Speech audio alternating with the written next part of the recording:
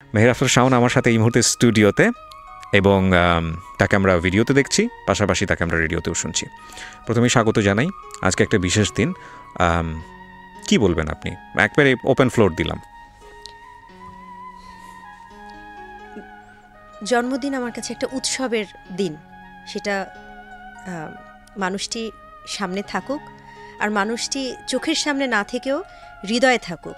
আমার কাছে আজকের দিনটা অনেক আনন্দের এবং শুভ জন্মদিন হুমায়ুন আহমেদ। শুভ জন্মদিন হুমায়ুন আহমেদ। প্রত্যেকটা কথাই আজকে হুমায়ুন আহমেদ স্যারকে নিয়েই হবে। তিনি তো আমাদের কাছে মানে কি, এটা আসলে ভাষায় প্রকাশ করার মতো না। আমি আমার ছোট্ট একটা অভিজ্ঞতা থেকে শুরু করি, কারণ আমি চাই যে আজকে আড্ডাটা একটু ইনফর্মাল হোক। শাওন আহমেদকে আমি আমি মেহের আফরোজ শাওন বলে উনি খুব স্বাচ্ছন্দ্য বোধ করেন, তো আমি মেহের আফরোজ শাওনই বলবো। ইনফ্যাক্ট আমি মেহের আফরোজ শাওনি, আমার নাম কখনো শাওন আহমেদ হিসেবে আমি কোথাও লিখিনি, বলিনি, বা আমার নাম শাওন আহমেদ কোনোদিন পাসপোর্টে বা কোথাও চেঞ্জ করা হয়নি। সো মানুষ কিন্তু শাওন আহমেদ বলে, না জেনে বলে, অল্প কিছু মানুষ যারা বলেন না জেনে বলে। ওকে, সো শাওন বলি। জি, ওকে। সো শাওনের সাথে আমার ইন্টারভিউর সুযোগ হলো এটা সেকেন্ড টাইম, এবং ফার্স্ট টাইম হয়েছিল টেলিভিশনে, আজকে রেডিওতে, এবং রেডিও ভার্সেস ইউটিউব সব কিছু মিলিয়ে আজকে। তো আমি একটু ইনফর্মালি যেতে চাই। ইনফর্মাল বলছি এই কারণে যে হুমায়ুন আহমেদ আমাদের কাছে আসলে কোন জায়গাটায়, যারা পাঠক মানুষ তাদের কাছে আসলে বলার অপেক্ষা রাখে না। আমি প্রথম যখন ক্লাস 9-এ পড়ি, ওই সময়টাতে আমার আসলে খুব পাঠ্য বইয়ের বাইরে আসলে বই পড়ার সুযোগ তেমন একটা হয়নি। একেবারে গ্রামের অজপাড়াগে একটা স্কুলে পড়তাম। তো আমার মামার ছোটোখাটো একটা লাইব্রেরি ছিল। তো 3 মাস সময় থাকে এসএসসি পরীক্ষার পরে। ওই সময়টাতে খুঁজতে একটা বই পেলাম, একটু পড়ি, নামটাও পড়িনি। তো পড়তে ভালোই তো লাগে, 1 পাতা 2 পাতা 3 পাতা করে পড়লাম। পড়ার পরে গিয়ে আমি দেখলাম বইটার নাম হচ্ছে আমার আছে জল, যেটা পরবর্তীতে টেলিফিল্মও হয়েছে সম্ভবত, না আমি সিনেমা হয়েছে, রাইট। সো তারপর আমি হন্যে হয়ে খোঁজা শুরু করলাম এইরকম বই আর কোথায় আছে। দিন আমার পরে জানা হলো ইনি হচ্ছেন আমাদের শ্রদ্ধেয় হুমায়ুন আহমেদ। তো বাংলাদেশের এরকম অসংখ্য মানুষ আছেন যারা পড়তেন না, কিন্তু তারা হুমায়ুন আহমেদের কারণে পড়েন। তারা হুমায়ুন আহমেদের শুরু করেছেন, রবীন্দ্রনাথে গিয়ে ঠেকেছেন। তো এই কথাগুলো আসলে আমাদের কথা। আপনার কাছে হুমায়ুন আহমেদ কি, মানে হুমায়ুন আহমেদের সাথে পরিচয়টা, ফর্মাল পরিচয়, আর একটা হচ্ছে সহধর্মিণী হিসেবে যাত্রা শুরু। আমি প্রথমে ফর্মাল পরিচয়টার জায়গাটি যেতে চাই। খুব আশ্চর্যজনক হলেও সত্য, হুমায়ুন আহমেদের যেই বইটি আমি প্রথম পড়েছি সেই বইটির নাম আমার আছে জল। এবং আমি আমি ক্লাস 6-এ থাকতে প্রথম বইটা পড়েছি। আচ্ছা। আমাদের বাসায় বই পড়ার খুব চল ছিল। আমার মা খুব বই পড়তেন, আমার বাবা আগে অত বেশি পড়তেন না, এখন পড়েন। আমার ভাই খুব বই পড়তেন। আমার ভাইয়ের একটা আলমারি ছিল, যেটাকে আমরা হয়তো বা একটু লাইব্রেরির মতো রূপ দিতে পারি, কিন্তু আমি কেন আলমারি বলছি, ওটা সবসময় তালা দেয়া থাকতো। ওখানে হাত দেয়া আমার মানা ছিল, অনুমতি বিহীন হাত দেওয়া যাবে না। আমি খুব আগোছালো ছিলাম ছোটবেলা থেকেই। আমার ভাই খুব গোছালো ছিল, সবগুলো বই মলাট দেয়া ছিল, মলাটের উপরে লেখা থাকতো, এবং বই কেউ নিয়ে ফেরত দিল না, এই বিষয়টা আমার ভাইয়ের খুব একটা সিরিয়াস ব্যাপার ছিল। তা আমি প্রথম যে বইটা পড়ি ওটা চুরি করে, এবং চুরি করে তাড়াতাড়ি করে একবারে পড়ে শেষ করে ফেরত দিতে হবে। এখন আমি করেছি কি, আমার আছে জল বইটা পেয়েছি, আমি তখনও হুমায়ুন আহমেদকে চিনি না, বইটা পড়েছি। চিনি অবশ্য, নামে চিনি কিভাবে, তখন বিটিভিতে এইসব দিন রাত্রি আমি দেখেছি, বহুব্রীহি দেখেছি, অয়ময় চলছে এরকম একটা সময়। তো বইটা পড়ে যখন দিলু মরে গেল, আমার এতই রাগ হলো আমি বইটার কুচি কুচি করে ছিঁড়ে ফেলি। এখন আপনি অবস্থাটা বোঝেন যে ভাইয়ার আলমারি থেকে চুরি করে একটা বই নিয়েছি, যে এই বইটা ছিঁড়ে ফেলেছি। এখন আমি তো ক্লাস 6-এ পড়ি, ওই সময় একটা বই যে নতুন কিনে ওখানে রাখবো তার তো কোনো উপায় নেই।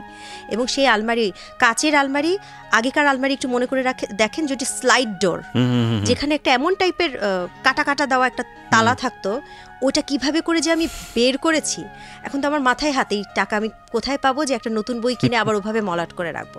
যাই হোক, যেভাবেই হোক সেগুলো করেছি, কিন্তু তখন এই বিষয়টা আমার জীবনে এত ইম্পর্ট্যান্ট হিসেবে আসলে তখন ধরা দেয়নি, কারণ তখনও জানি না যে এই মানুষটির সঙ্গে আমার জীবনের একটা সবচেয়ে গুরুত্বপূর্ণ অংশটা কাটবে। কিন্তু পরবর্তীতে যখন হুমায়ুন আহমেদের সঙ্গে আমার কাজ করার সুযোগ হলো ওই ক্লাস 6-এই, তখন হুমায়ুন আহমেদের একটি ডকুমেন্টারি ফিল্ম, যেটার নাম জননী, সুইস ডেভেলপমেন্ট কর্পোরেশনের একটা ডকুমেন্টারি ফিল্ম, এটা ডিরেকশন দিয়েছিলেন নওয়াজিশ আলী খান। উনি তখন বিটিভির স্বনামধন্য, হ্যাঁ। এবং বিটিভির প্রডিউসার না, উনি তখন এর চেয়ে বড় পোস্টে ছিলেন। এক্স্যাক্টলি কোন পোস্টে ছিলেন আমার এখন সেভাবে করে মনে নেই।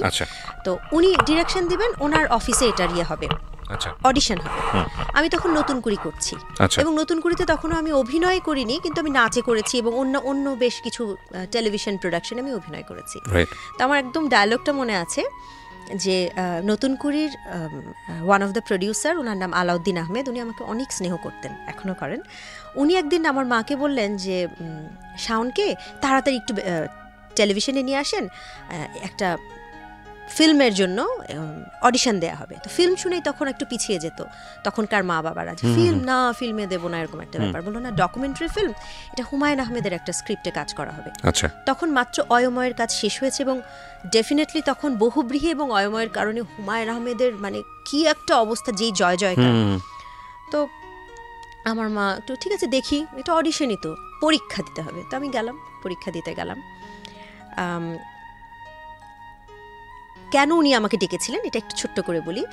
আলাউদ্দিন আহমেদের একটি নাটকে আমি কাজ করেছি, আমার প্রথম যেই কাজটা, অভিনয়ের ক্ষেত্রে প্রথম কাজ। তো ওনাকে নাকি নজর আলী খান বলেছিলেন যে নতুন কুড়িতে অভিনয় পুরস্কার পেয়েছে এরকম একটা মেয়েকে পাঠান।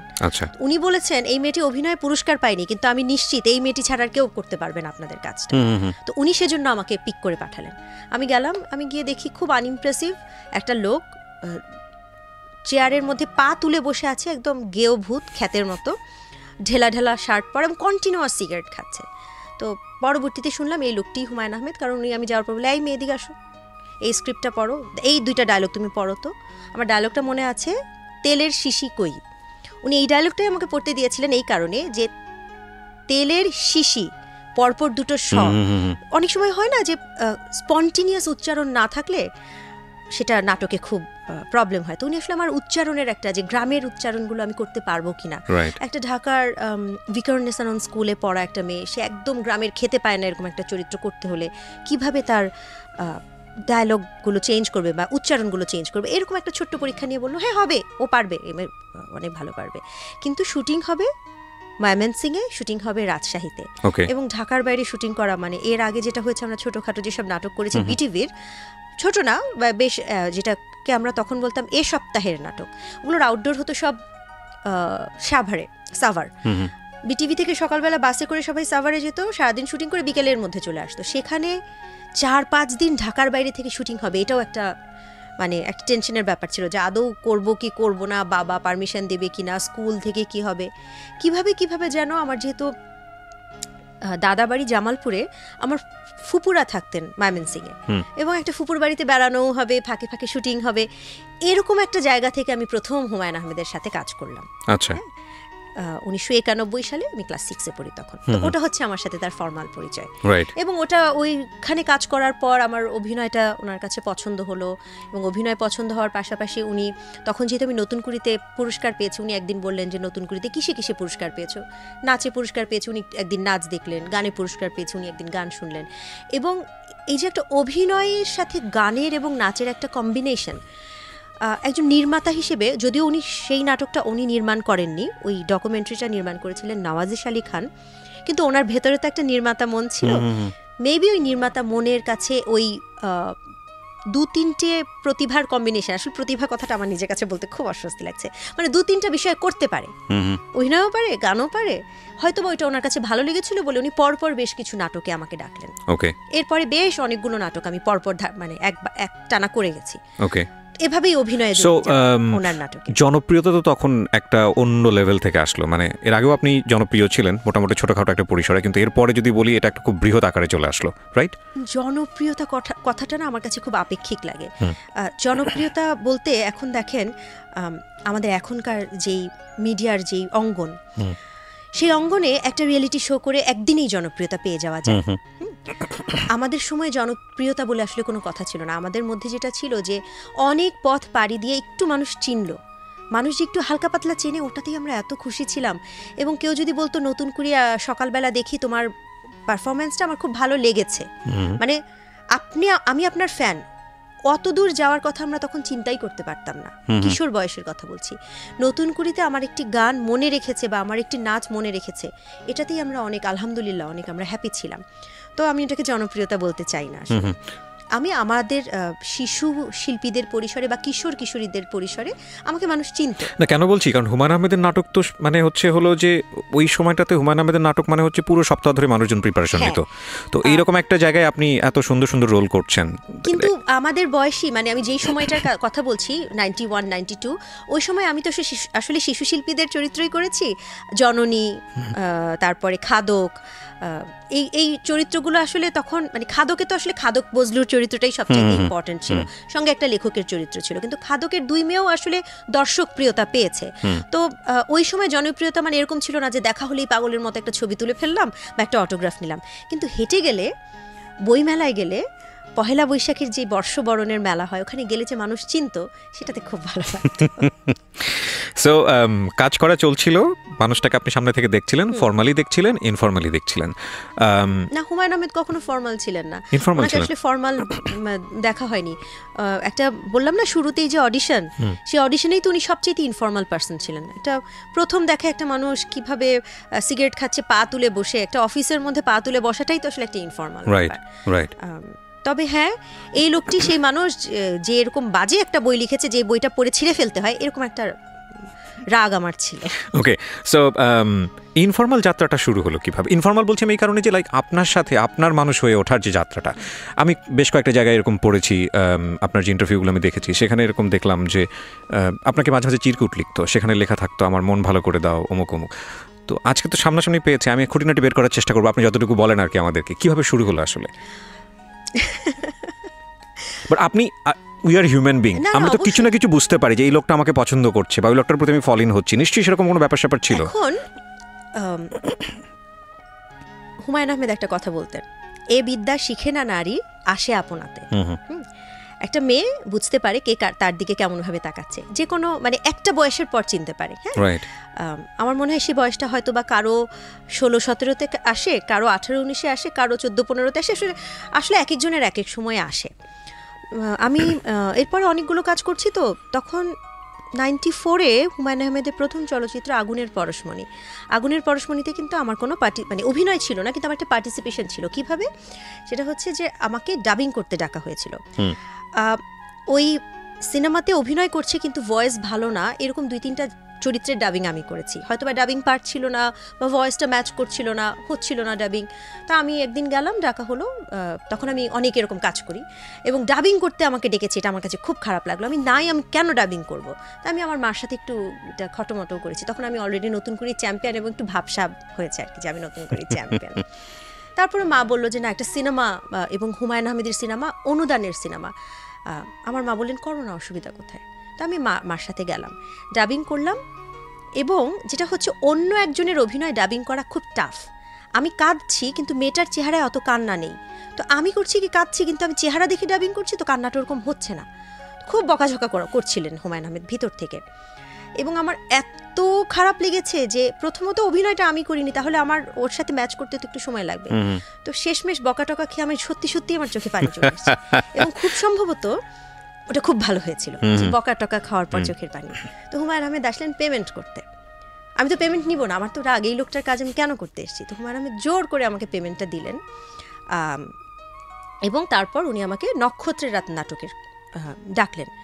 এবং এর মাঝখানে বেশ কিছু, উনি তখন কিছু অ্যাড করতেন, ওরসালাইনের অ্যাড, শিক্ষার এরকম একটা অ্যাড আমাকে দিয়ে করলেন। তারপরে ঢাকা বইমেলা বা জাতীয় গ্রন্থকেন্দ্রের বইমেলার একটা অ্যাড আমি করলাম।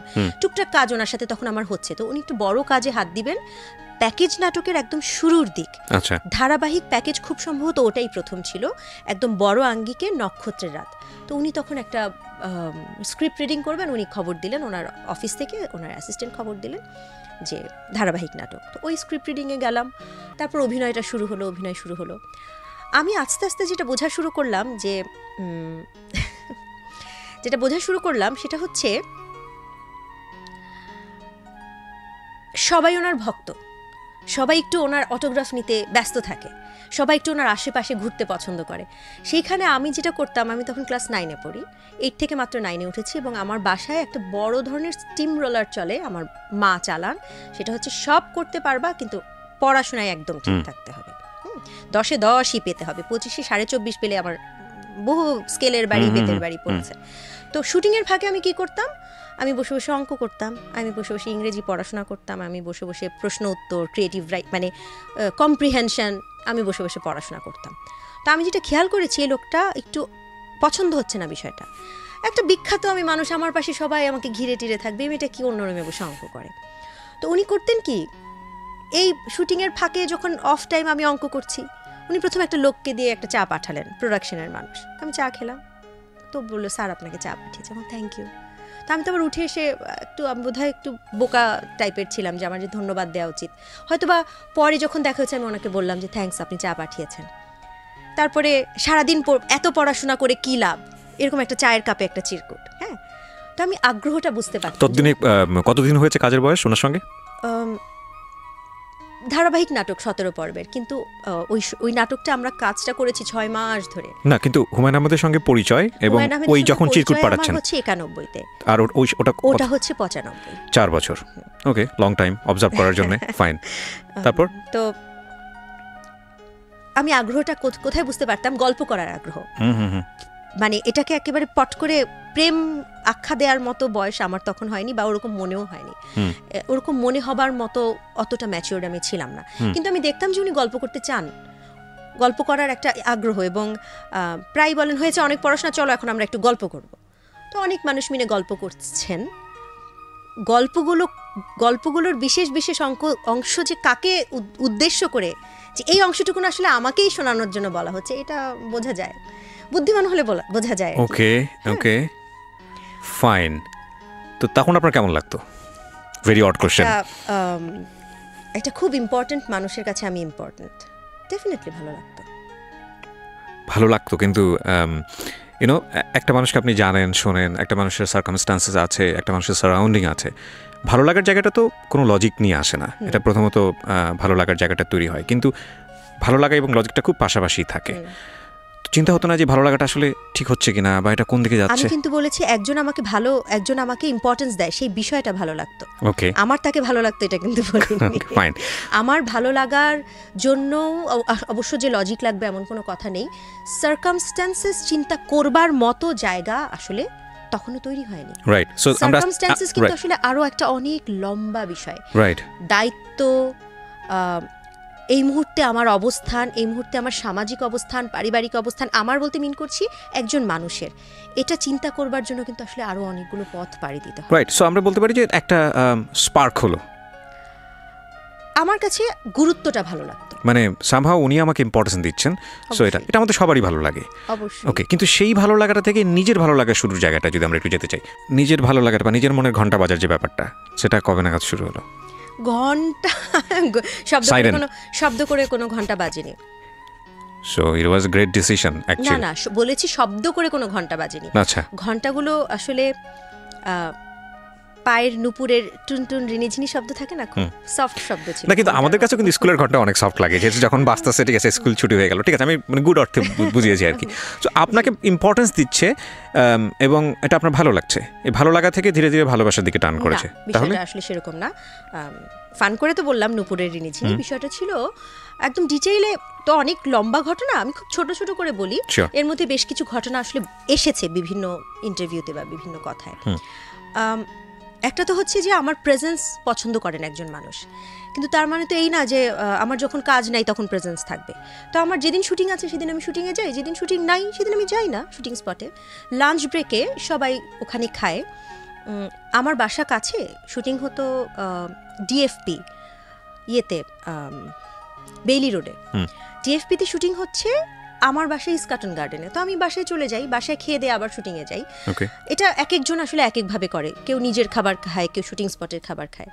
তো যেই সময়টুকুতে আমি থাকতাম না বা আমার শুটিং নাই, সেই সময়টুকু তো আর আমি জানি না।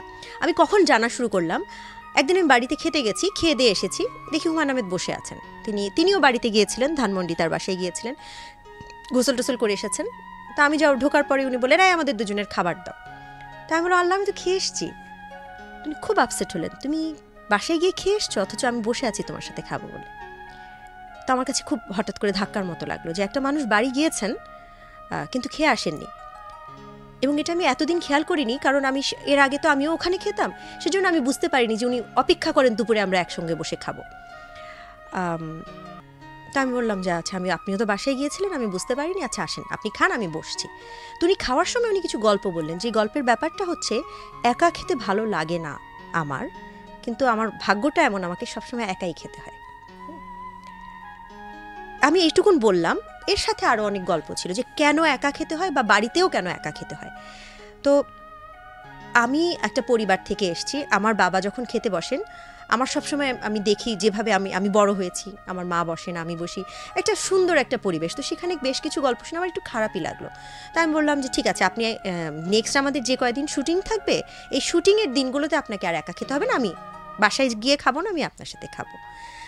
তো আমি ওই লাঞ্চ টেবিলে উনি বসতেন, আমি ওনার সাথে বসে খেতাম, টুকটাক গল্প হতো। একদিন উনি আমাকে ডেকেই পাঠালেন লাঞ্চ টেবিলে, না এটা সন্ধ্যার মতো একটা সময়।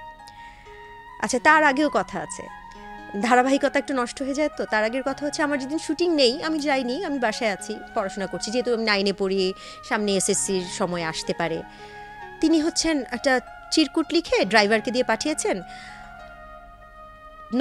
9ম পর্বে তোমার একটা এন্ট্রি ছিল, ওটা আগের দিন শুটিং করা হয়নি, কাপড় চোপড় নিয়ে চলে এসো।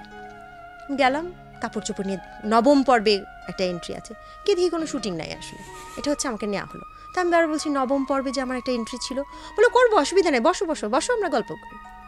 তো ঠিক আছে, 9ম পর্বের এটা ওদিন হলো না, বাড়ি চলে আসলাম। হঠাৎ পরদিন অ্যাসিস্ট্যান্ট ডিরেক্টর আসলো, ম্যাডাম আপা আপনার জন্য একটা নতুন সিকোয়েন্স, ওটা না হলে আমরা 10ম পর্বটা নামাতেই পারবো না। তো 10ম পর্বে একটা নতুন সিকোয়েন্স, তাড়াতাড়ি আবার রেডি হয়ে গেলাম। তো আমি বুঝলাম যে 10ম পর্বের ওই সিকোয়েন্সের আসলে কোনো গুরুত্ব নেই, হ্যাঁ, গুরুত্ব হচ্ছে আমার ওখানে উপস্থিত থাকা। তো সেরকম একদিন সন্ধ্যাবেলায় তিনি আমার সাথে হঠাৎ করে বললেন যে সেন্ট মার্টিনে, না কথাটা ছিল এরকম যে আদিম যুগে যখন গুহায় থাকতো মানুষেরা, তখন গুহার ভিতরে অনেক রং বেরঙের পেন্টিং করতো। তো যারা শিল্পীরা যখন পেন্টিং করতেন, সেই পেন্টিংয়ে আলো ধরবার জন্য কিছু নারী থাকতো, তাদেরকে উৎসাহ দেবার জন্য বা আলোটা ধরবার জন্য। তো আমার জীবনের আলোটা হারিয়ে গেছে, আমার জীবনের জন্য আমি চাই তুমি আলো ধরো, তুমি কি আমার জীবনের আলোটা ধরবে? ক্লাস 9-এ পড়েন আপনি তখন? আমি ক্লাস 9-এ পড়ি। এখন জীবনের আলো ধরা তো আসলে অনেক বড় বড় কথা, এত কথা তো আসলে আমি বুঝতে পারার মানে তখন পারিনি আর কি, হয়তো বা ক্লাস 9-এ বোঝা উচিত ছিল, আমি অত বৃহৎভাবে বুঝিনি। তো আমি কোনো জবাব দিইনি, ওটা ওখানেই শেষ। এবং পরবর্তী ওই দিনই বা ওর পরের দিন উনি বললেন যে সেন্ট মার্টিনে আমার একটা দ্বীপ, সেন্ট মার্টিন দ্বীপে আমার একটা বাসা আছে, আমার একটা ঘর আছে, জীবনের শেষ সময়ে আমি একা একা ওখানে চলে যাব, এবং আমি তোমাকে আমন্ত্রণ জানালাম আমার সেই সময়টিতে আমার সঙ্গে থাকবার জন্য, তো তুমি কি আমার সঙ্গে থাকবে তখন? তা আমার কাছে তখন মনে হলো এটা তো একটু সিরিয়াস ব্যাপার, একটা হচ্ছে আলো ধরা, এটা বুঝিনি মানে, কিন্তু আমি জীবনের শেষ সময় এক জায়গায় থাকবো, তুমি আমার সঙ্গে থাকবা। আমি ফিল করতেছি যেটা, যে with due respect, Humayun Ahmed teenager হয়ে গেছে মনের দিক থেকে ওই জায়গাটায়, আর যেটা ছিল অ্যাকচুয়ালি বয়স আপনার। So okay fine, please go on.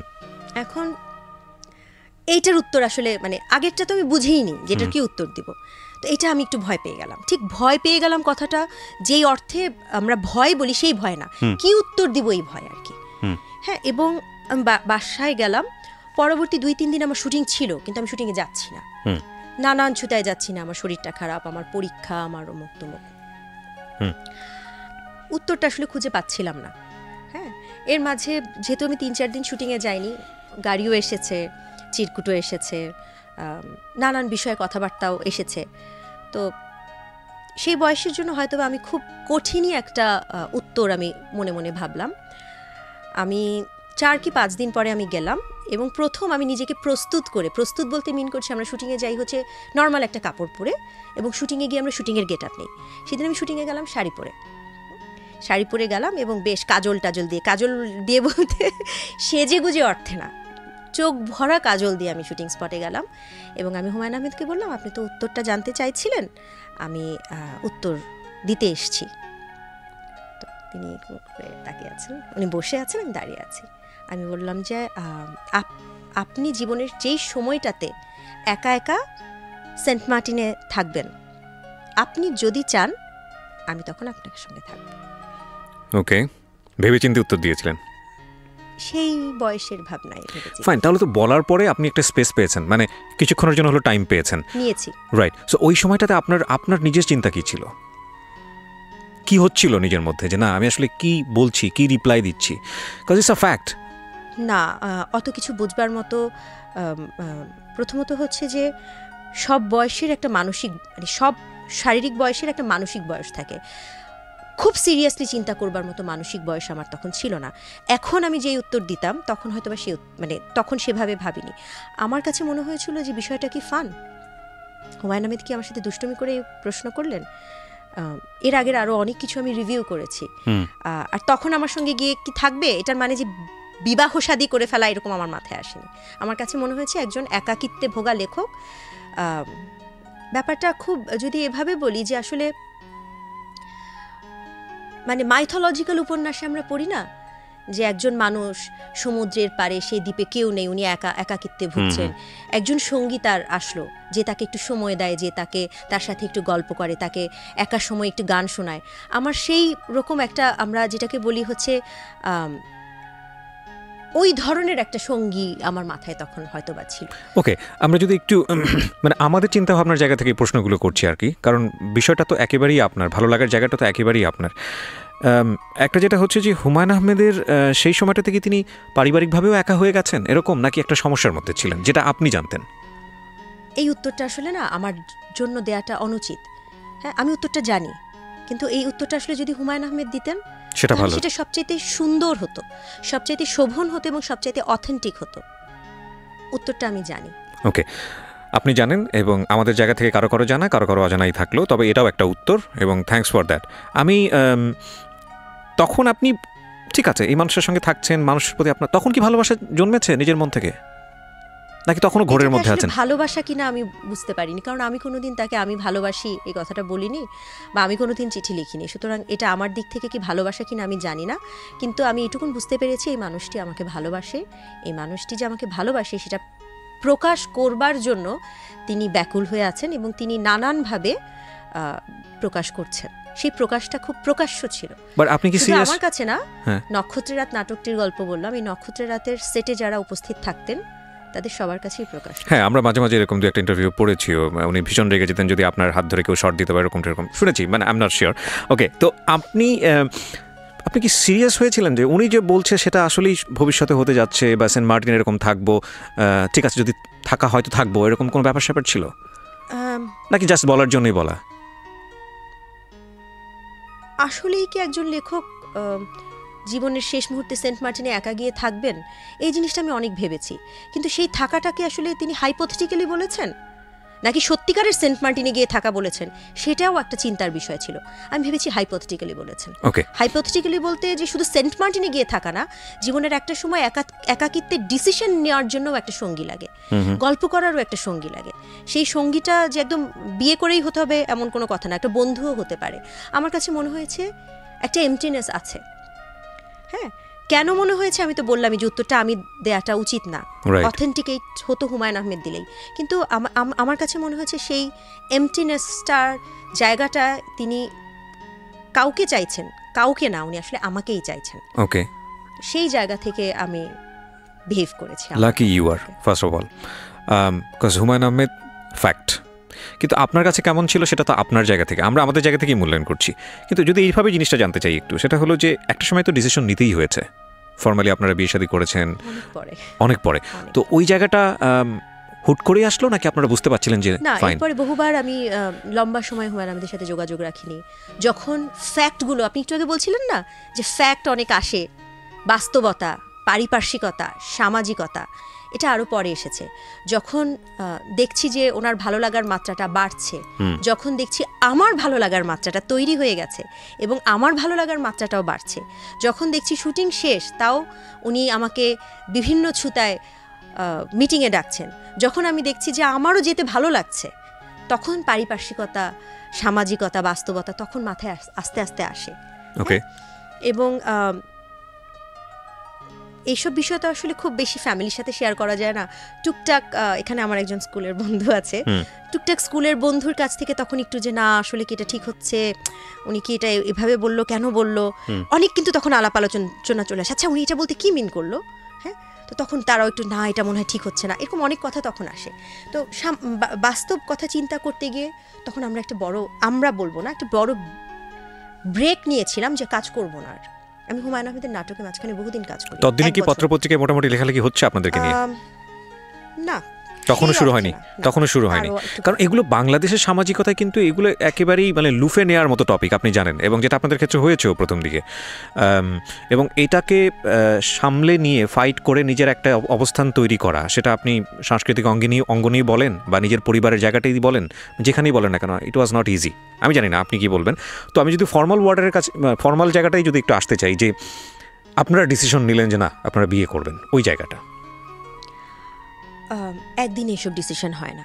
Definitely আমি 1 বছর কাজ করিনি, এর মাঝখানে ওনার ধারাবাহিক নাটক হয়েছে, প্রতিটি নাটকে উনি কাজ করতে বলেছেন, কাজ না করার ডিসিশনটাও আমার ছিল, তিনি ডিসিশনটা মেনে নিয়েছেন, এবং বহুদিন আমাদের দেখা হয়নি, সেরকমও হয়েছে। এর মাঝে আমার এসএসসি পরীক্ষা ছিল, আমি এসএসসি পরীক্ষা দিয়েছি, কলেজে ভর্তি হয়েছি, কলেজে বহুবার এরকম হয়েছে আমি বেরিয়ে দেখেছি গাড়ি বসে আছে, আমাকে নিতে এসেছে, খারাপ লাগে, এটা আসলে বোঝানোর কোনো উপায় নাই কিন্তু, হ্যাঁ। এবং আমি যখন দেখছি তার বাস্তবতাটাও আমি জানি, বললাম না শুরুতে যে আমি বলছি না, কিন্তু তার বাস্তবতাটাও আমি জানি, তার পারিপার্শ্বিকতাটাও আমি জানি, তার একাকিত্বটা জানি। বহুবার এমন হয়েছে যে তিনি অফিসে আছেন, কোনো খাবার দাবার নেই, আমার সাথে ওনার যোগাযোগ নেই, কিন্তু উনি একটা টিফিন ক্যারিয়ার পাঠিয়েছেন আমার বাড়িতে, যে ঠিক আছে না হয় আসলে না, কিন্তু একটু খাবার কি পাঠানো যায়। আমার বাড়ি থেকে দিনের পর দিন ওনার অফিসে খাবার গেছে। আমি ইস্কাটন গার্ডেনে থাকতাম, আমি আমার মাকে বলেছি আম্মু একটু নুহাস চলচ্চিত্রে খাবার পাঠাবো, একটু দেই, বলে হ্যাঁ দাও, বেড়ে দাও। এইরকম অবস্থা চলছিল, মানে আমরা অবাক হচ্ছি আসলে শুনে। হ্যাঁ, আমি বেশ অনেকবার আমার মার কাছে এরকম কিছু চিরকুট আছে যেখানে লেখা ভাবি টিফিন ক্যারিয়ার, উপরেরটা খোলা, কিছু নাই, ভিতরেরটা কিছু নাই, সবার শেষে এক লাইন লেখা ভাবি খিদায় মরে যাচ্ছি, একটু ঠান্ডা ডাল আর দলা পাকানো ভাত কি দেয়া যায়। এটা হচ্ছে অ্যাপ্রোচ। ঠান্ডা ভাত আর ঠান্ডা ডাল আর দলা পাকানো ভাত কি আর দেয়া হয় তো ভরেই খাবার, টিফিন বক্স ভরেই। কাউকে খাবার পাঠাতে গেলে আমাদের বাঙালি মানসিকতাটা যা কাজ করে আর কি, যে ঘরে যাই থাকুক, বাইরে যখন কাউকে পাঠাচ্ছি কারণ অফিসে একটু গুছিয়ে পাঠাই, হ্যাঁ, কিন্তু হুমায়ুন আহমেদ ওভাবে লিখেছেন ঠান্ডা ডাল আর দলা পাকানো একটু ভাত কি পাঠানো যায়। তো আমার বাড়ি থেকে যখন এই যে ডিস্টেন্সটা, যখন তখনও কিন্তু আমার বাড়ি থেকে ওনার কাছে খাবার গেছে। হ্যাঁ, যখন আমি এইচএসসি পরীক্ষার্থী তখন উনি আবার আমাকে ফোন করা শুরু করলেন, দেখা হয় না কিন্তু ফোনে যোগাযোগ হয়। বাসায় ফোন বাজে, কাজের মেয়ে ধরলে লাইন কেটে দেয়, বারবার আবার ধরলে লাইন কেটে দেয়, কাজের মেয়ে আবার ধরলে বলে হ্যাঁ আমি তো আমার মা তখন সংসদ সদস্য। তো ফোন আসার পর বলে আমি কমলাপুর রেল স্টেশনের চেয়ারম্যান বলছি। তো শাওন আছে? আমার কাজের মেয়ে বলে আম্মা কমলাপুর রেল স্টেশনের চেয়ারম্যান ফোন করছে। আম্মু বলে শাওনকে যাবে কেন, দেখি আমাকে দাও। আম্মু ফোন ধরলো, লাইন কেটে গেল।